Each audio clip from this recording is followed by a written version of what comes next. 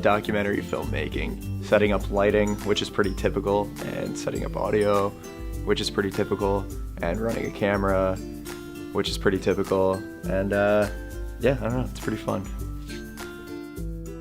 Documentaries have many components. When filming a documentary, the 4 major components are these: directing and framing, lighting, audio, and editing.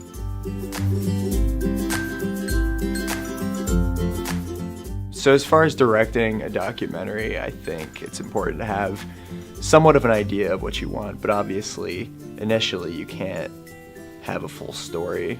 A lot of documentary filmmakers, they have to start out and they have somewhat of an idea, but it's kind of hard to follow through with it all the time because your subject is sometimes going to change things. So, I mean, it's good to get a lot of B-roll, obviously. Pick a good subject, of course, because if not, your documentary is just going to be really boring. And it's good to stay out of the way, like basically be a fly on the wall and not get too involved. Like, it's good to have a map of what you want to do initially, that way you don't just get out and you have no idea what you're shooting. But of course, like with narrative work, where you can storyboard, it's a little bit harder with documentary filmmaking, especially if you want to get good B-roll footage.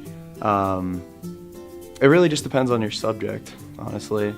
And then as far as with A-roll footage, obviously, like, I think it's good to have it personally because I think it's good to show the person talking, but you don't want too much of a talking head. When you frame people for A-roll, it's pretty basic.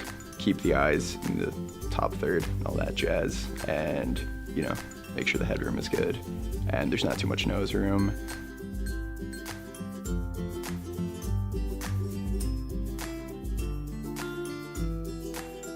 So with lighting, you can do all kinds of things. I mean, you can affect the mood, you can affect character, you can affect emotion. In fact, with lighting, if you wanted something that's a little more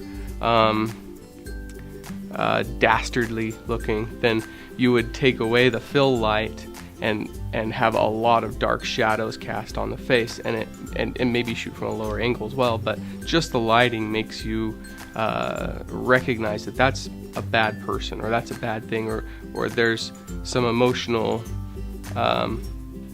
distraught feeling about what's happening in the film at that point.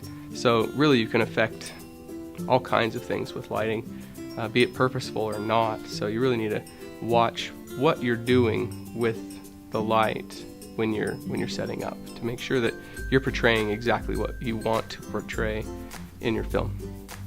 Lighting is an interesting thing. Lighting can take a amateur video and make it look like a professionally shot video. All you need is 3 lights. That's usually what we do in documentary style filmmaking. It's a 3-point lighting program. So you've got a key light which lights you from the face, you've got a fill light which lights you from the side and gets rid of shadows, and you've got a headlight or a shoulder light that pops you from the background. Lighting it's all about experimentation. You have to try something, and if it's not working, you have to try something different. It's not exactly the same every single time. It always changes. It's a lot of fun to take something that looks so amateur and make it look so much better, and that's why I enjoy it as much as I do. It's a lot of fun, and you can take someone and pull them, almost make them three-dimensional in your shot.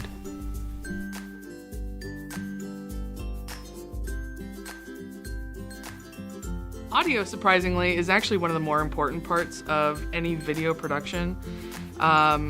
We as humans actually hear better than we see, and so if you don't have very good audio in your video, then most people don't enjoy it or think it's an amateur piece of work.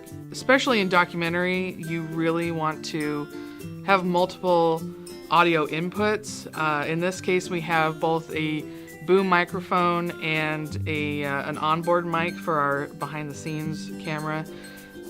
Typically, in an interview setting, you would also have a lavalier microphone And then in post, it's very important to make sure that you get rid of all of the excess noise in the room, hissing that your microphones might pick up. You want to have your audio as clear as possible. So you want to have 2 audio inputs, partially for backup, but also it gives you a clear definition of what is happening within the room, who's talking and what they're saying. It creates more of a 3D atmospheric idea of what's happening. With any video production, you also want to get some room tone or room noise, which seems counterintuitive really, but if you think about it, if you take all of your little audio clips and your video clips and you sync them up, and if there's space between where the audio meets, it's very subtle, but you'll notice that it's just this empty silence. So you want to make sure that you get a little bit of room tone, that you can fill in the empty spaces. When you have multiple audio inputs, if they're not going directly into your camera, you're going to have to sync up your audio with your video. And in the film industry, you typically have like a clapboard that says your scene and who's talking and what take it is. But we are a student production, therefore we have our hands. So you just give a nice big clap, and in post-production you can sync up your hands with the sound and everything just comes together nicely.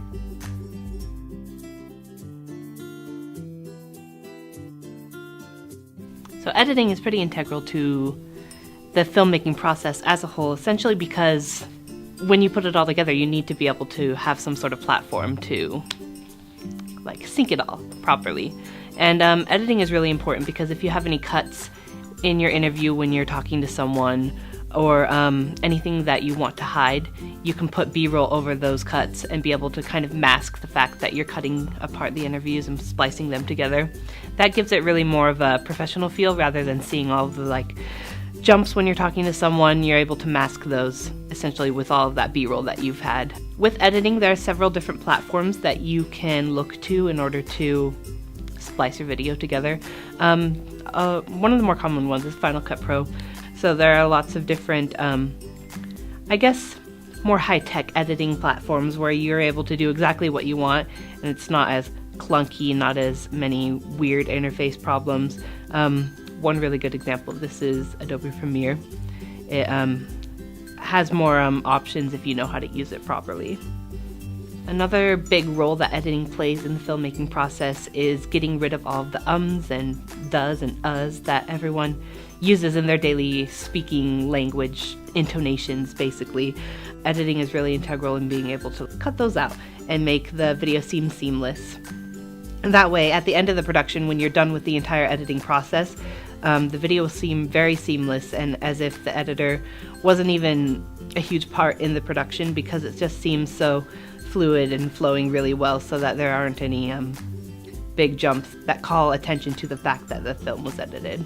If there was not an editor here present being able to splice this conversation together, this interview would sound probably a little bit more like this. I